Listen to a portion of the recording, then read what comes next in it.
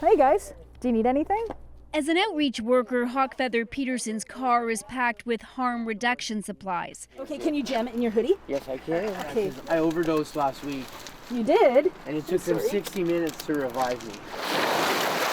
Peterson lives in Seashelt, a picturesque community of about 10,000 on BC's Sunshine Coast. While the opioid crisis might not be as visible here as in Vancouver, toxic drugs are still a problem, something Peterson, who is also a user, knows firsthand. I went down, and I went down hard. I actually came to, and the first thing I said to my partner was, "See, I told you it was fine."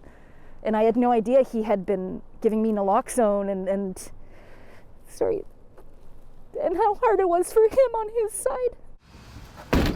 Last year, the number of overdose calls increased by more than 100% here. There were 87. Every community is having the same issue, no matter the size. Once we recognize that, we start then looking at what is a solution that we can take on, because it is our problem. And there aren't enough services here to help. There's no treatment center. The only option for detox, the local hospital. Advocates want to see more support for some of the most vulnerable. A safe consumption site opened up at this shelter last year, but it's still the only one on the Sunshine Coast, which stretches about 80 kilometers.